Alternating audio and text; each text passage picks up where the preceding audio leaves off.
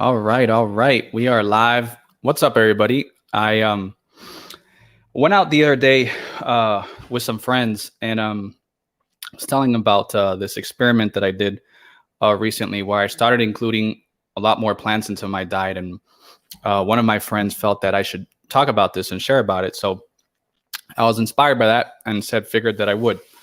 So throughout my entire life, I've had a lot of gut issues. I was born asthmatic. Um, and I don't know, since as far as I can remember, probably like somewhere in my teen years, I had I had like acid reflux, suffered from like bloating and all types of gastrointestinal issues. Um, you know, and massive acid reflux. So I used to go out and eat, and I would get like really, really bad, like my face would turn red, and I would get these acid reflux symptoms that would last hours, where I couldn't function at all. Like it was just complete gas and belching and intense pressure here in my like esophagus, throat area. And eventually I would throw up, and I would throw up everything that I ate and regurgitate all my food. This lasted for many, many, many years. Eventually, at one point, I was seeing all types of herbalists and naturopaths and Ayurvedic doctors, to try and treat the condition with herbs, because I didn't want to go the pharmaceutical route.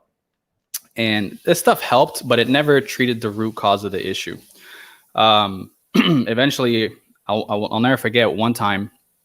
It was New Year's Eve of what year was this? This must have been, gosh, I don't remember the exact year.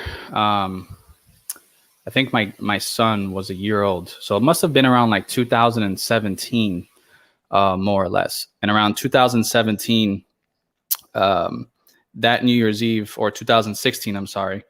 I remember everybody was out enjoying the fireworks and having a great time. What's up, everybody? I see we got two viewers here. I can't see who you are, so put your name in the comment box, and I'd love to answer any questions you have throughout this presentation. But anyways, I remember everybody was having a good time, enjoying fireworks and all this stuff. And I got to a point where I was miserable, and I was locked up in my room. I could not enjoy the New Year's Eve, and I missed the entire New Year's Eve show while we were in Disney World. And I remember not being able to be with family during that point. And I was just doing a lot of reflection and soul searching, and kind of, what's up, Jason? How are you, man? Long time no see. Anyways, that was like the day that I had enough, right? Like that was like the day of enough. So I ended up going to a gastroenterologist, which my whole family was telling me I needed to do. And I didn't want to go that route, because I knew that the solution in this conventional paradigm was going to be to give me acid blockers. So eventually I got fed up. I had no other solution. So I went that route, and it worked, right? Like my symptoms started going away, started getting better. The problem was that I knew there was long-term effects to these medications. I didn't know exactly what the long-term effects would be, but I knew there would be long-term effects. And so I started to wean off the medication. And as soon as I started weaning off the medication, sure enough, all my symptoms started coming back again and progressing. And I knew that if I continued down this route, I was going to be on medication for the rest of my life. And I didn't want that. So, this is how I stumbled onto functional medicine. And for those of you who follow me, if you've ever heard me talk about functional medicine, I'm a big proponent of it. And the reason why is because, in functional medicine, they look to figure out what is the root cause of your issue, and they try and treat that issue.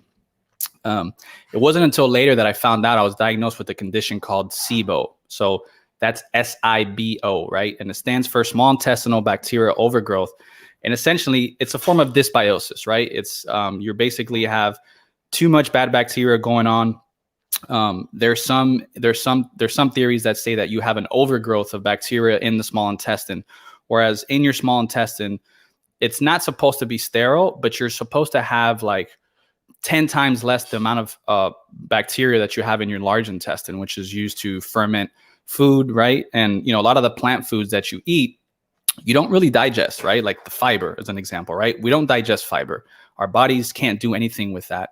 So that passes untouched through your large intestine, and then your bacteria actually ferment that stuff, and it feeds your bacteria. And then that, those fermentation provides nutrients, provides short chain fatty acids, and provides these things that are good for us, right? And provide energy, provide nutrients, provide a lot of beneficial things.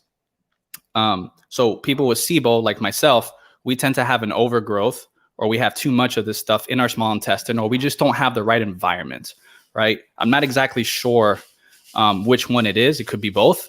But regardless, the functional route of that is to address the dysbiosis, right? And to essentially take pharmaceuticals or take some type of herbal antibiotic to get rid of that bacteria in your small intestine. So that way you don't ferment as much stuff. So what ends up happening with SIBO is you start eating these foods and you start getting a lot of fermentation in your small intestine, which you're not supposed to be getting. And that fermentation creates a lot of gas, right? So I don't know if you guys have ever ate a meal where you get a lot of gas and bloating, right? Or you might start farting a lot, right? Like beans is an example, right? You heard the song, beans, they're good for your heart. The more you eat, the more you fart, right? That's because they're fermenting and they produce a lot of gas. And I'm not a big fan of beans. I think there are other ways to get the nutrient out of beans without eating them. But anyways, that was the root cause of my issue. So once I started treating the dysbiosis and I started killing off some of this pathogenic bacteria, my symptoms went away, right? And I had suffered from this for years and I couldn't find a solution for it. I couldn't figure out, how do I fix this problem? And finally, through functional medicine, I discovered this approach through the help of doctors and was able to treat the condition. Okay. So SIBO went away. I think it must have took me a good year to a year and a half to get rid of the condition. It wasn't an overnight process. It was definitely a process, right? And that's one of the reasons too why functional medicine isn't as popular as it should be, because it's not a pill approach, right? It revolves changing your lifestyle. It revolves making diet modifications, and these things require sacrifice. They require commitment, and they require you to change, right? And people don't right change. They resist change. People want to do exactly what they've been doing their whole life and think that the results are going to be different, right? And that's just not the way it works. So SIBO went away, and as of, I don't know, sometime around last year, I started getting the symptoms again of SIBO. And the reason I noticed the symptoms was because I started getting a lot of diarrhea again. And I started getting bloating and started getting, a lot of gastrointestinal issues. So sure enough, I went back to my doctor and I said, hey, I want to do a SIBO test again. And a SIBO test is basically, what the test consists of is they give you a lactulose solution. So it's a basic sugar that you consume, and you blow air into these vacuum tubes. And when you blow the air into these tubes, it measures the amount of gases that are coming out. And so basically there's three main gases that your body will produce that we're aware of, right? It's methane, it's hydrogen, or it's hydrogen sulfide. And so we're supposed to produce these gases normally when we eat. These gases are not a bad thing. However, when you produce an excess of these gases, it becomes a very bad thing, and it leads to all types of issues. So, as you do these tests, they can check your baseline amongst normal, healthy individuals and see if you're producing way too much gas. And sure enough, my SIBO symptoms were back, and I was producing an excess of methane gas. And so, for me, the only way that I can avoid these symptoms and manage the symptoms is to basically limit plant foods, right? There's a lot of carbohydrates inside of plant foods that will create this type of gas and bloating, and will feed this food to these bacteria that are not necessarily your friends. So I went on more of a carnivore-based diet, right, where I was eating mostly meat and fat.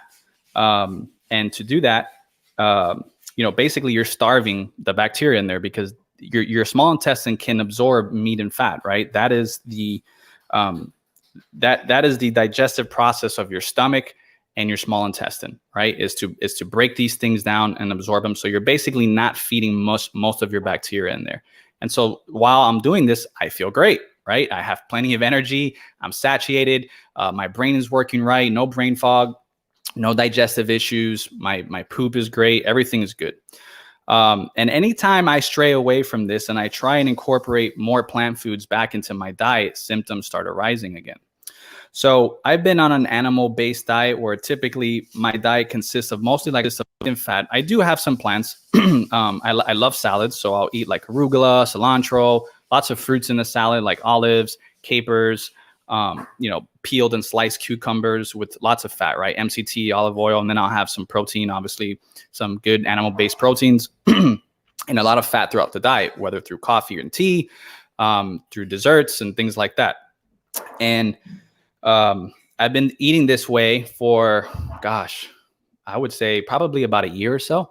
And through that way, I don't have any issues. So I finally decided we tried the herbal antibiotics and tried to go that route. And all it did was exacerbate my symptoms. I started feeling depression because obviously your microbiome, right? The bacteria in your gut produce a lot of neurotransmitters. As a matter of fact, I believe, don't quote me on this, but I'm pretty sure about 90% of your neurotransmitters are produced inside your gut, meaning serotonin, norepinephrine, what's the other one? Can't think of their name, but all these neurotransmitters that make you feel good, right? And make you feel happy and productive are produced in your gut. So any type of dysbiosis is going to affect how you feel, and it's going to affect your brain. It's going to affect cognition and all these things. And so I noticed as I was killing off this bacteria, I was getting a lot of cognitive issues where I wasn't feeling like I normally do. And I knew there wasn't any emotional issues going on, right? I wasn't more stressed than I normally am, right? Just normal stress. And I didn't have any issues to be depressed. So I knew that there was something going on down there. So basically I started taking 5-HTP and other supplements to basically help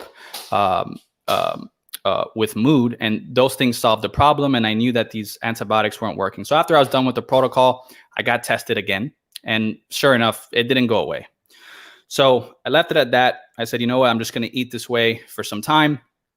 And then I wanted to get tested another time. So I got tested maybe, I think in March of this year. And sure enough, it tested positive again. It never really went away. And the clinical way to address SIBO is through these pharmaceutical antibiotics, which are called rifaximin. And there's another one called neomycin. But basically, these are antibiotics that just target your small intestine.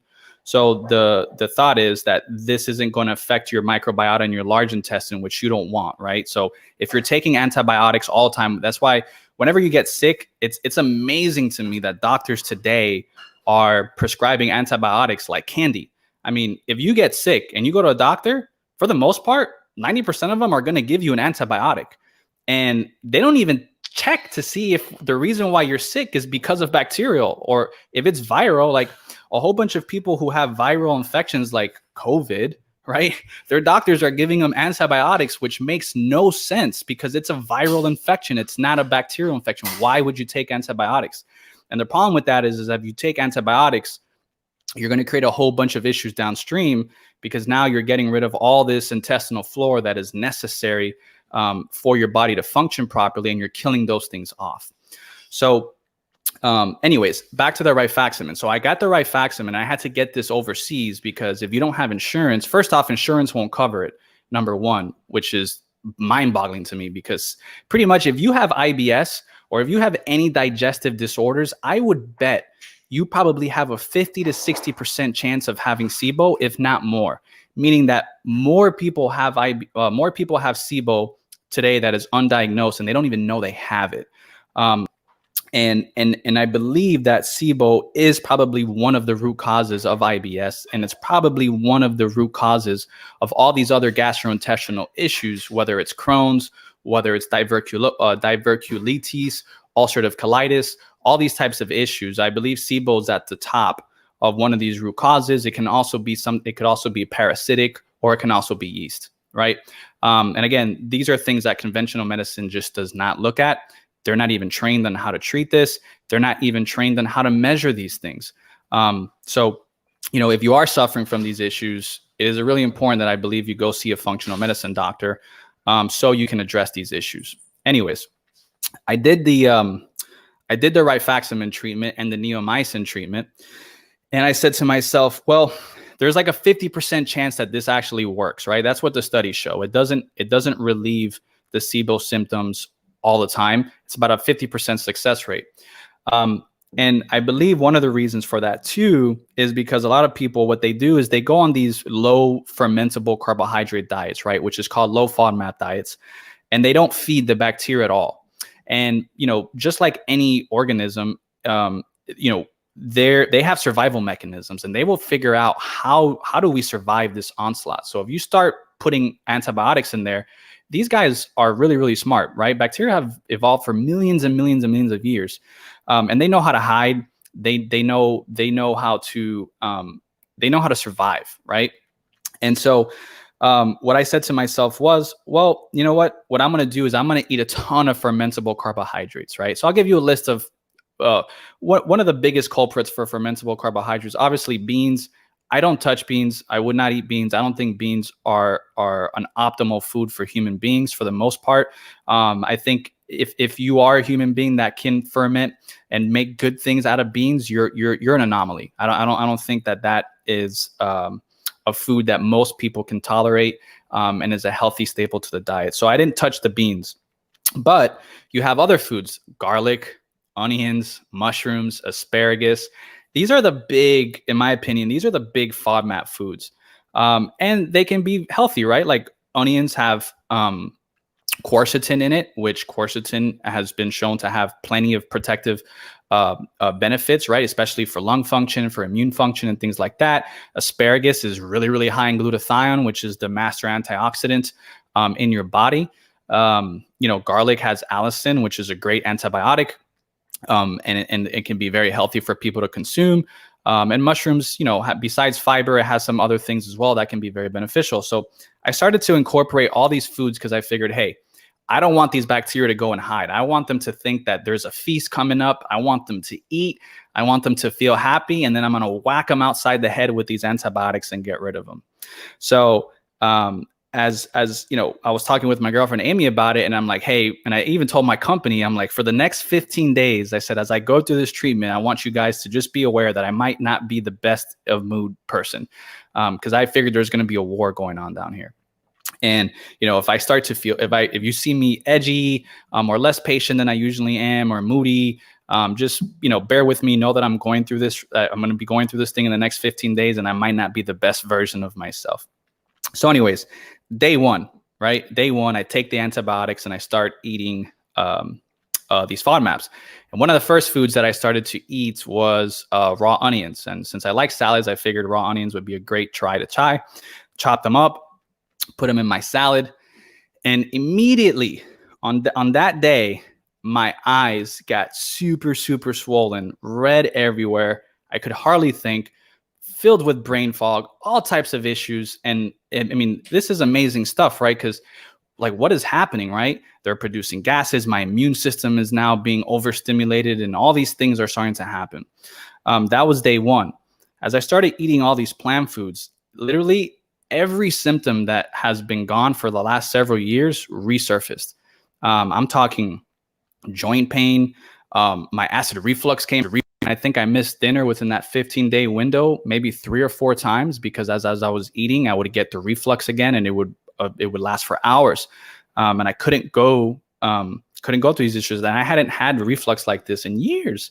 The diarrhea was back, getting massive amounts of diarrhea, brain fog. Interestingly enough, I believe I even caught a UTI, which is a urinary tract infection, because as I was urinating throughout the week, it really started hurting, and I was getting this huge burning sensation when I would pee, and this never happened to me before.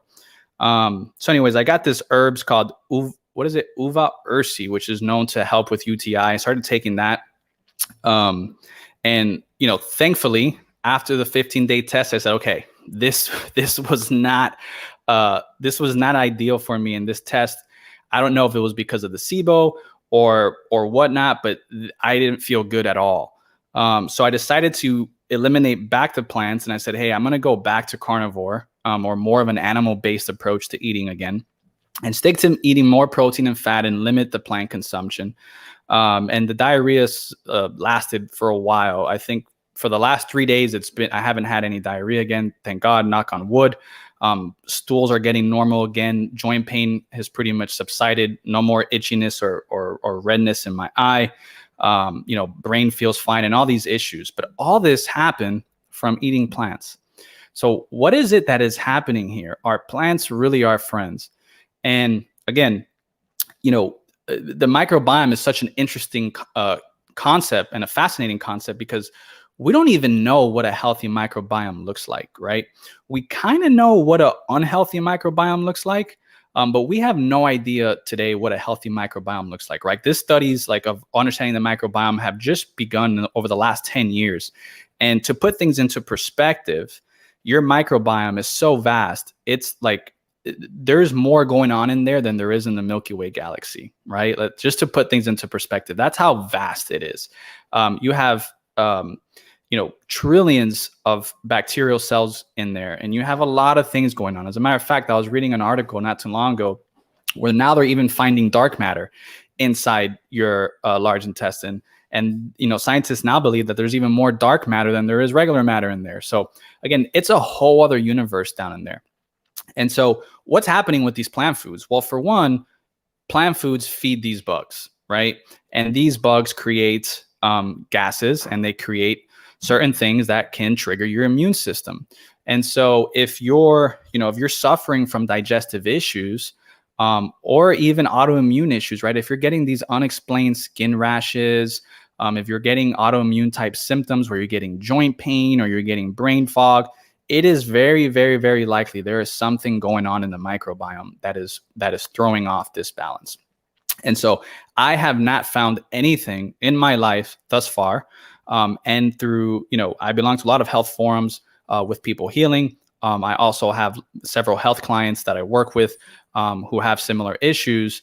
And there is nothing that I have found other than an animal-based diet that has been shown to be more effective than, continuing to follow the same lifestyle that you're having and eating all these plants.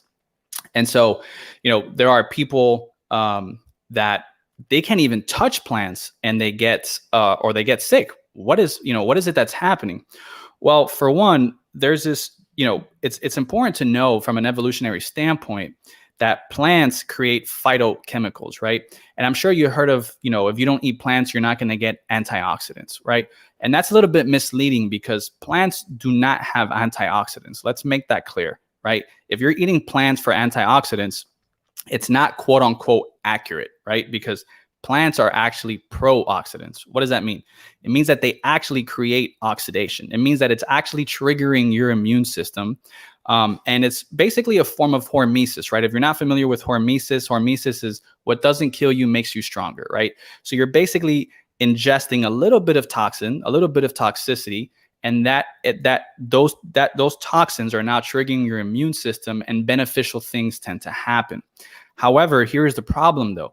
We as a society today most of us are very immunocompromised, meaning our immune systems are working on overdrive, right? Because there's just too many things going on in today's environment, right? You got vaccines, you got fluoride, you got water, fluoride in the water, fluoride in the toothpaste. We're putting aluminum deodorants. You're putting all these skincare products on you. You're breathing bad air inside your home. There's glyphosate spread in the food. There's herbicides. There's pesticides. There's just an onslaught, right? The antibiotics that your doctors are giving you. Like, there's so many things happening today downstream that is causing so many issues. And I believe because of the way that we're living today, you are seeing why chronic disease is at an all-time high, right? You're seeing about 50 or 60% of everyone today has some form of chronic disease. And out of those 50, 60%, 80% of them have double chronic diseases, right? This has never happened before. These chronic diseases did not exist if you study like hunter-gatherers and stuff like that. They just don't have chronic disease. What they get is infectious diseases, which are two different things.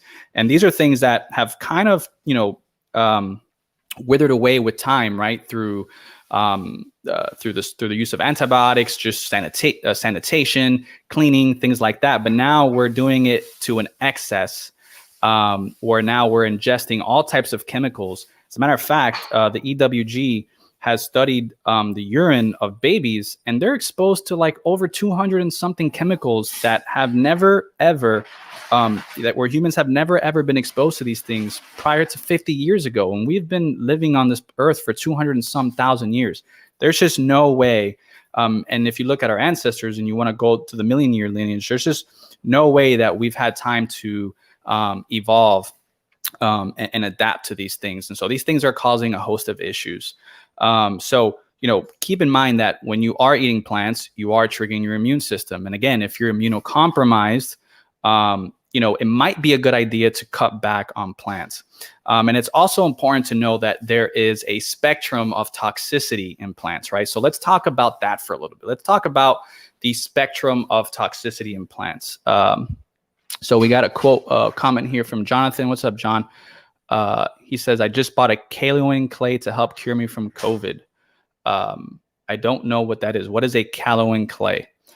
Is that just like a clay supplement, like to help bind to stuff? I'm not sure what that is. But anyways, back to the topic. So, you have all these plants. So let's talk about plant toxicity and plant spectrum. So your least toxic plants, I believe, are probably going to be fruit, right? So fruit is probably your least toxic plants, and most of the toxicity in fruits are in the peel and in the seeds, right? So not a good idea to be eating lots of seeds, and not a good idea to be eating the peels of the fruit, right? If you're trying to control your immune system and calm it down, right? So if you have any type of immune dysregulation or autoimmune or anything like that, it's a good idea to calm down your immune system, and you need to start cutting down on plants. So fruit is the least toxic. As a matter of fact, let me see if I can share this real fast, and this will give you a good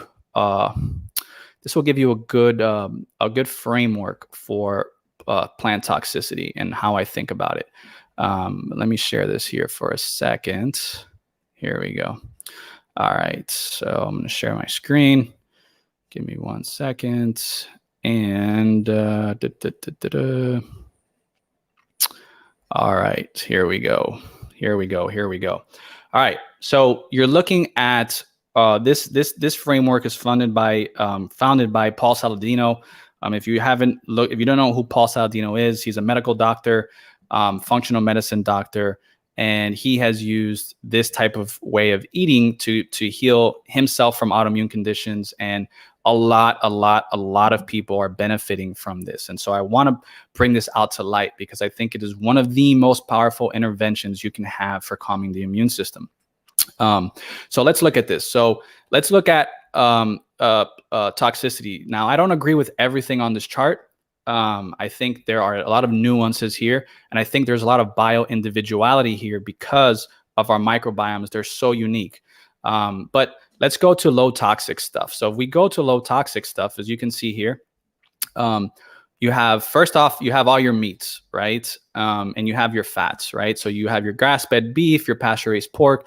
Now, it's important that when you're calming your immune system, yes, grass-fed matters, guys. Why? Because cows who are eating grains, right? These grains are sprayed with glyphosate. They're probably filled with mycotoxins, and they're filled with all types of other issues. Well, guess what? That's storing in the fat of the animal, and inside the meat of the animal, and that's what you're consuming, right? I don't know if you ever heard you are what you eat, but you are also what you eats, right? So grass-fed beef is very, very important. Again, you want to be eating animals that are eating what they're supposed to be eating, right? Wild caught seafood over farm-raised seafood, right? Farm-raised seafood is also getting sprayed different types of antibiotics, and they're eating diets that are not prone to them. As a matter of fact, I don't know if you ever looked at the grocery store, but you can easily tell the difference between a wild-caught salmon and a farm-raised salmon. It's pretty interesting, but just look at the skin. Look at the flesh of the animal. You see one with a wild-caught salmon is really, really red in color. It has this very dark, rich red color, whereas the farm-raised animals are very light and orangey, right? And that orangey is also covered with antizoxantin, which is somewhat beneficial, but they're having to do that to even get the color out of it, right? Because it doesn't look the same. So again, You want to make sure you're eating grass-fed beef. Pasture-raised pork and chicken, again, also very important compared to your regular stuff. You can't even find, for the most part, there are some exceptions, but it's really hard to find it's harder to find pasture-raised chicken than it is pork. There are some pasture-raised pork in stores. Good friend of mine actually found some in Costco the other day, where he found acorn-fed pork at Costco. And that's what you want. You want porks that are eating that. You don't want porks that are just filled with grains and soy and corn and all this stuff. Because again, it's the same concept of the grass-fed beef. They're eating all these issues, right? Organ meats are very, very healthy. They are probably nature's multivitamin. Bone broth and collagen. When it comes to bone broth and collagen, also very important that you are sourcing it from a grass-fed part, right? Glycine, which is one of the amino acids found in collagen, which is really, really important for you, actually binds to glyphosate. So meaning if you're eating gelatin, right, which is found in most supplements, if that gelatin is not coming from a grass-fed source, it is likely contaminated with glyphosate. And glyphosate is one of the most potent antibiotics. And I've even called several supplement companies to get COAs, which are certificate of approvals, and they're not even testing for glyphosate. So I just avoid gelatin in most of my supplements unless I know it's coming from a grass-fed source. Wild-caught seafood, we talked about. Corn and soy-free eggs. Again, if you're they're doing tests on the egg yolks of chickens that are fed corn and soy, and they're finding soy inside the egg yolks, right? You probably don't want to be eating soy, especially if you're trying to give birth or have babies or and things like that. And so again, it's very important that you stay from these foods. Now, so meats are your least toxic amount of foods for the most part, right? Which is contradictory to what a lot of people talk about in the health circles, because they think meat is going to kill you. Again, and this is coming from a lot of interventional from epidemiological studies, where there's no root cause analysis. It's just all correlation. And I can make any chart and make two things correlate with each other and convince you that this is the reason why this is an issue. And again, that is not accurate science. So with an animal-based diet, we start with meat, right? And from an evolutionary perspective, animals can run, they can bite, they can claw, they can fight. That's how they protect themselves, right? So they don't develop phytochemicals like plants do, right? Plants cannot run, they cannot hide, they cannot fight back, they can't bite you for the most part. So what they do is they create chemicals that actually protect themselves. I'll give you an example. Coffee, one of our most prized and favorite plants, right? And I am an avid coffee drinker. And sometimes, coffee, if you're trying to heal and calm your immune system, it might be something that you might have to get rid of for some time because of it. Now, coffee is fermented, and fermentation does help neutralize some of the bad effects of the seed. And it's slightly roasted. So coffee is probably not as toxic as eating just a raw seed or a raw nut from the ground. But to give you an example, the caffeine that's inside the plant, if an animal were to ingest that like a fly, they would die, right? The caffeine is very toxic for them, right? And this is the mechanisms that plants have evolved to survive for millions of years, right?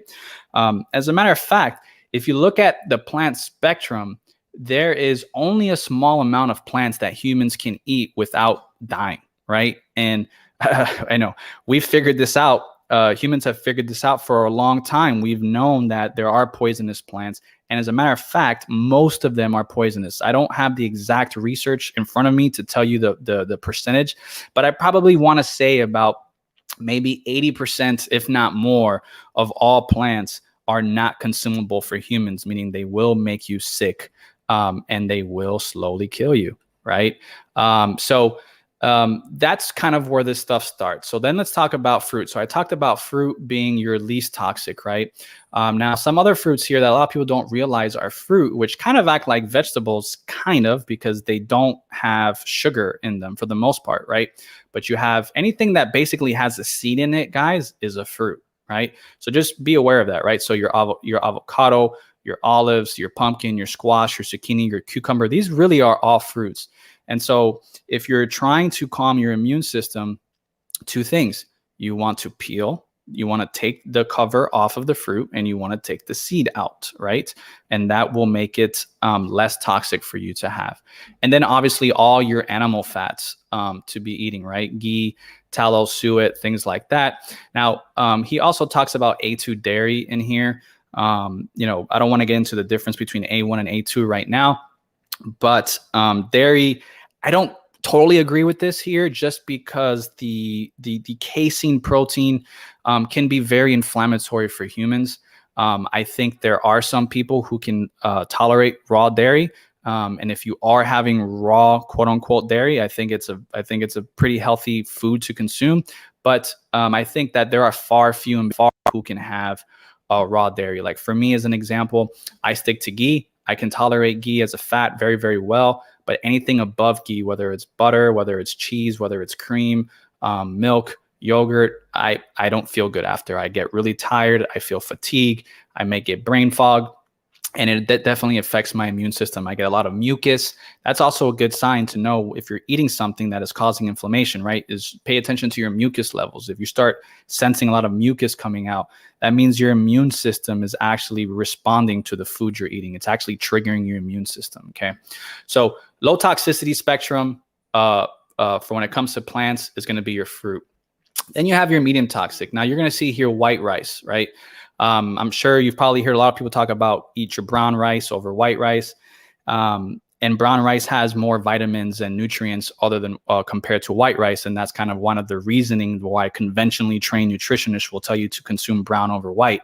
But what conventionally trained nutritionists don't understand when it comes to brown rice is that brown rice on the bran of the rice has a lot more fiber in it, which can be detrimental to your gut health. And it has all these protein inhibitors, right? Which will bind to iron, which will bind to zinc, which will bind to magnesium, and these things that you want to consume more of in your diet. And it'll inhibit the digestion of those things, and they can cause a lot of gut issues. I cannot do brown rice, or I will feel bloated and I will feel really, really ill after. So white rice is a much less toxic rice, okay, to eat. Then you have your roots and your tubers, right? Potatoes are not included in here because they are a nightshade. And then your nightshades are pretty toxic, which you will see over here. These are your list of nightshades, right? Tomatoes, white potato, eggplants, peppers, chili peppers, goji berries. For some of you saying, oh gosh, it's the end of the world, I can't eat these. Now, it doesn't mean that you can't eat them. It just means that they are on the higher toxic side. There are people that can consume these foods and feel fine. And if that's you, great. More power to you. But there is a lot of people who cannot.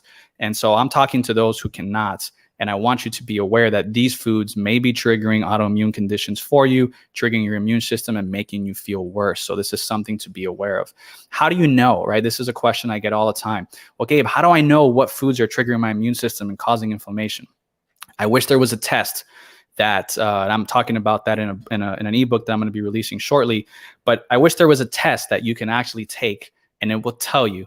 There is a lot of tests on the market today that claim to do that, but they are not accurate. They don't do that, and they don't do it well. As a matter of fact, most of these tests, if you were to buy them and take them back to back to back, and say buy yourself 3 or 4 tests and take them all back to back to back, and you send them to a lab, they're going to come with different results almost all the time with every single one of them.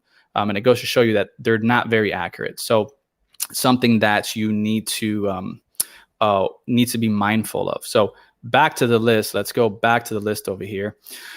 So we talked about low toxicity, which is mostly fruit. Then you got your tubers, you got your white rice, and then you got fermentation. So sauerkraut, pickles, these are somewhat medium toxic. The sauerkraut, I find that if I eat a lot of it, I might start getting digestive issues. But if I eat minimal amounts of it, I typically tolerate it fine. One thing that I love actually, and if you're having gut issues, I highly recommend, which is even least toxic than the sauerkraut, is just to drink the juice. You can actually buy sauerkraut juice, which is a great probiotic, and just sip it. I typically take a sip 3 times a day, and that is a great way to basically start creating a much healthier microbiota down there. Then you have your herbs. I love herbs. I do very, very well with herbs. They also help reduce AGEs, which is our advanced glycation end products. And it's great to marinate your meat with. So I love herbs. I do very well. And then you have your plant fats, right? Which mostly you want to stick to saturated fats. So you have your coconut oil, you have your olive oil, which is not saturated, but I think olive oil is great. You have your avocado oil, you have your coconut oil. Then you have your low metal fish. He does have here fish in here as somewhat toxic because of the heavy metals. And so if you're eating large amounts of fish, I mean, Tony Robbins is a great example of this. I don't know if you guys follow Tony. He got really, really, really sick and almost died from just going on a pure fish diet. And it was because he was eating large fish like swordfish and things like that. And he basically got heavy metal toxicity and lots of it. And then you have cinnamon, which is Ceylon cinnamon is the actual cinnamon that you want to consume, not regular cinnamon, right? So Ceylon is true cinnamon, and it's the one that has all the anti-inflammatory benefits and the glucose controlling benefits. But Ceylon is actually well, it's from the stem, I guess. It comes from the stem of the plant. So your stems and your leaves are likely to be less toxic than some of the other stuff, right? Then you have let's go into your high toxic stuff. Now, some of these things, seed oils, definitely you want to stay away from, guys. This is bad stuff. All these corn, canola, sunflower, safflower, soybean, peanut oil. Stay away from that stuff. Stop cooking in that stuff and don't go out and eat fried foods because these foods are being fried in canola oil that is already very, very sensitive to heat. And now they're frying in them in high temperatures, which is going to create oxidation and rancid. And it is just a bomb for inflammation and metabolic disorders. I believe seed oils are at the root cause of chronic disease today because we're consuming enormous amounts of them. If you look at our omega 6-3 ratio as a species, we're probably somewhere between 1-1 or 4-1 ratio, whereas today most humans are at a 20-1 ratio. And again, that comes from eating lots of chicken, right? Chicken, if it's not pasture raised, is going to be way higher in omega 6s. We're eating all these seed oils. We're eating, we're getting we're eating all these animals that are being fed these grain, corn, and soy that have less ideal ratios of omega 3 to omega 6s, and all these things are causing these things. Now you have your brassica vegetables here.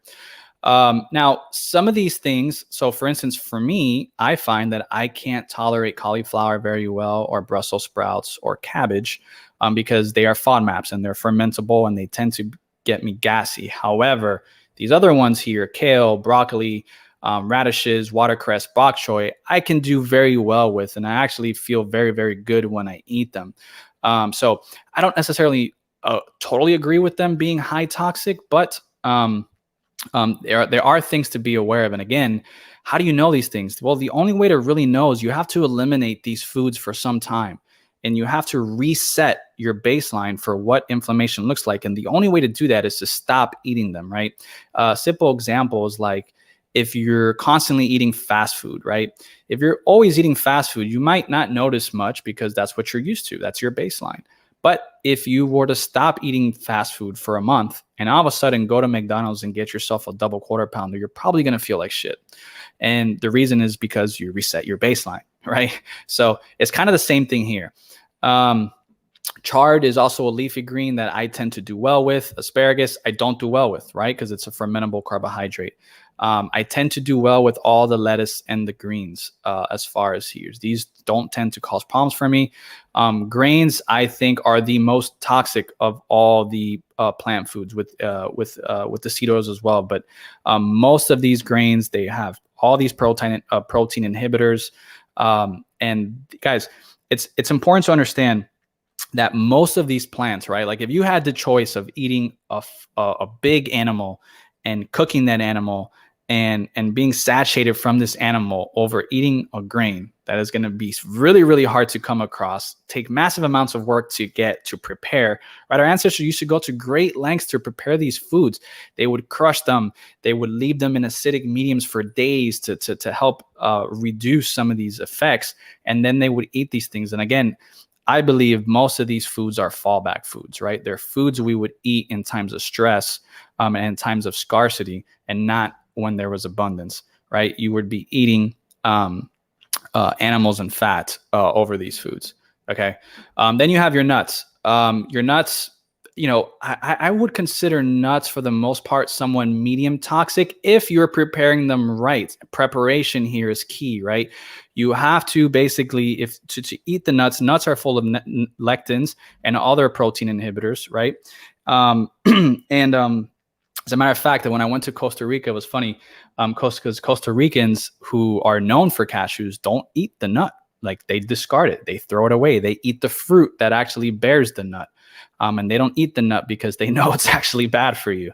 Again, when it comes to nuts, if you are going to eat them in your diet, it's important that you soak them right in water. You probably want to put a good tablespoon of salt, depending on the batch. Let's say a pound, maybe a tablespoon for every pound of nuts that you use. Let them soak for about 6 to 8 hours. They're going to get really soggy after that. And then you dehydrate them in an oven, about 150 degrees, or in a dehydrator for 24 hours. And then that's going to get rid of a lot of those toxins in there. I think that if you do that with nuts, there tend to be more on the medium side if you don't have autoimmune conditions. Again, for autoimmune people, there's some people who cannot do nuts. We know that there's people who have peanut allergies and certain allergies to these foods, and if they eat them, they can literally die, right? This is how bad our immune systems have developed ways to protect ourselves to avoid these foods. Again, legumes. I think legumes, I agree with Paul here. I think legumes are very toxic. If you are going to eat legumes, I would prepare them properly. Again, the same way you would prepare nuts. You soak them in an acidic medium. You can even sprout them overnight, and you want to pressure cook them to get rid of this stuff. And you have to play a lot of defense here to eat these foods. But again, these are foods that I don't think are optimal foods for humans. I think they can cause a lot of intestinal issues. As a matter of fact, there's so many people I know that have all types of digestive disorders, from IBS to Crohn's to ulcerative colitis, and they're eating tons of legumes in their diet. That makes no sense. These are foods that you need to get rid of. Again, now it comes to spices. Again, these are mostly spices that comes from roots and seeds, right? I don't agree with him fully on the turmeric. I think turmeric would be something that's on the medium toxicity scale because it is a root. And he has it here as a high thing. But again, these are things that you play with, right? So even when it comes to spices, I think your herbs are your best bet to stick to, and try avoiding seeds for about a month to 2 months, and then add them back into your diet and see how you feel, right? He has coffee here. He has cacao in here. Again, both coffee and cacao, they're both seeds. As a matter of fact, I think cacao is a legume, if I'm not mistaken. And again, they're fermented, right? So that's gonna reduce some of those effects. I notice if my gastrointestinal tract is very inflamed, coffee and chocolate don't do well with me. It tends to exasperate my diarrhea, and it tends to delay the healing process for me. However, once I'm in really good, healthy microbiome, I can have coffee and I can have chocolate and I feel great. So again, it's also what is your state, right? Sometimes if you're in a very stressed state, or if you're in a very inflammatory state, you may find that these certain foods don't resonate with you. But when you're feeling healthy and you're feeling good, you can tolerate them. Again, so these are the nuances that you really have to understand about these foods. And then you have your alliums, which I was mentioning earlier, your onion, garlic, leeks. I find that these are hit or miss.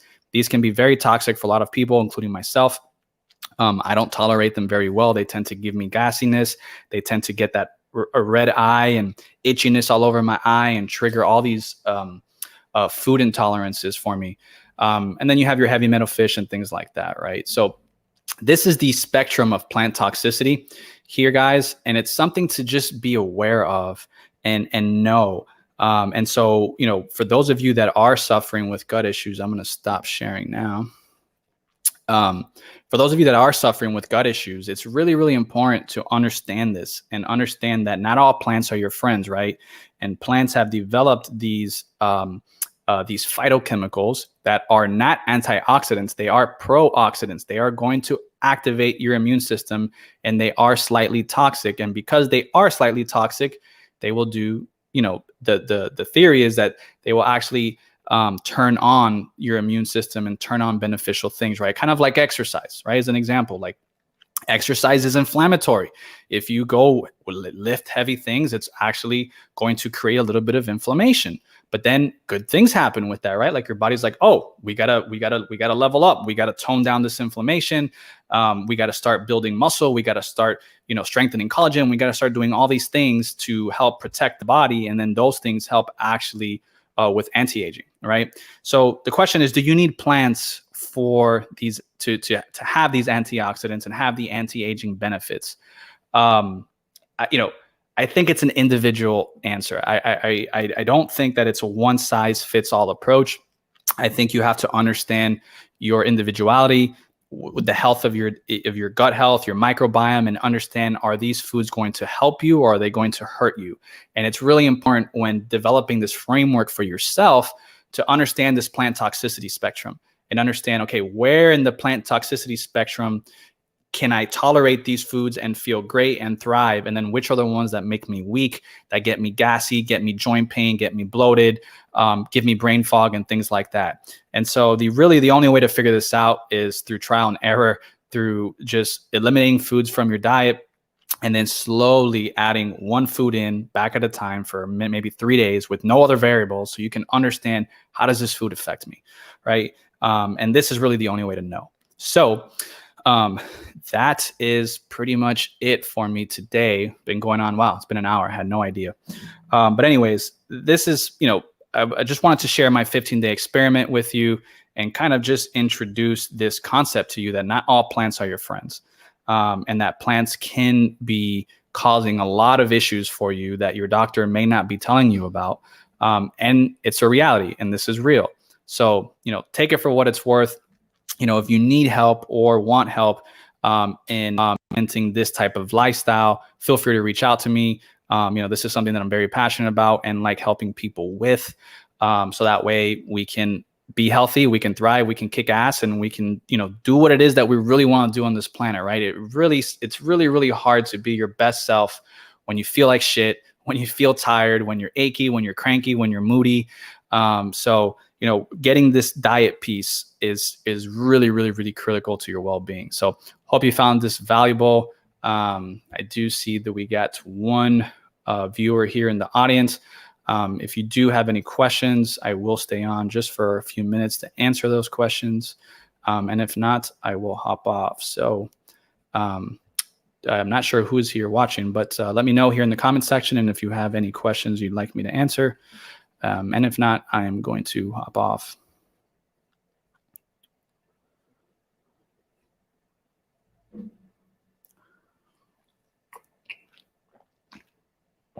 All right. Well, doesn't look like it. So take care, everybody. Hope you found this valuable and insightful. And again, if you need help optimizing your diet and getting things really dialed in, feel free to reach out. Peace and love to your health. All right. Have a great one. Later.